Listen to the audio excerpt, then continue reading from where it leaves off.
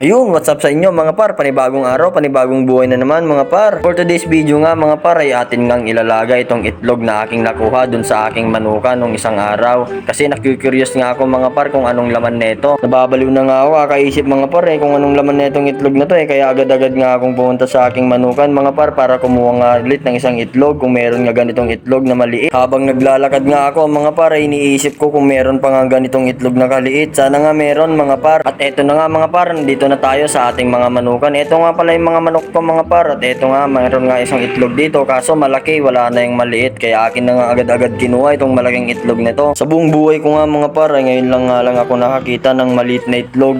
Kaya nakikurious talaga ako kung anong laman ng itlog na yun Di kalaunan mga par, nandito na nga ako sa loob ng bahay at akin na nga kinuha itong itlog na nandito sa loob ng drawer. Pinagkumpara ko nga pala sila mga par. Talagang napakaliit nga yung unang nakuha natin na itlog mga par. Kaya nakikurious ako kung anong laman nito Tignan nyo nga naman mga pare, napakaliit nga talaga yung unang itlog na ating nakuha. Ito nga pala mga pare, kinukulog-kulog ko siya talaga kung talagang may laman, pero talagang may laman nga siya.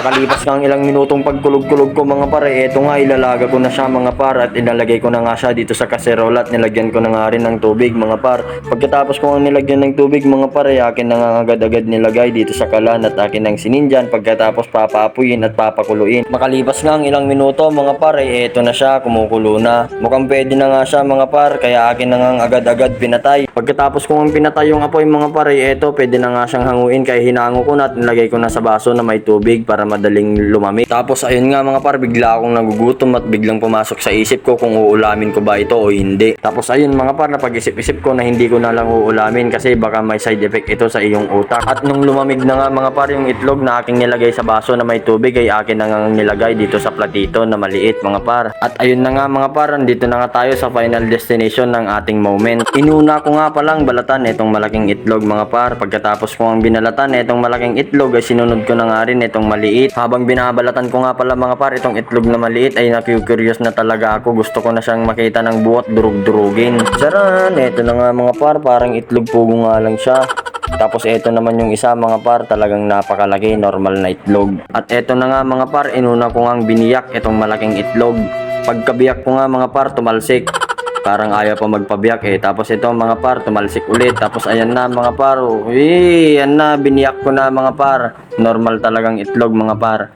Napakasarap naman, parang kulang na lang ng asin at isasakmul ko na nga siya. At ayan na nga mga par, nandito na tayo sa final moment. Ayan na, at atin na ngang bibiyakin. Pero ayaw magpabiyak mga par, napakagilas, napakadulas.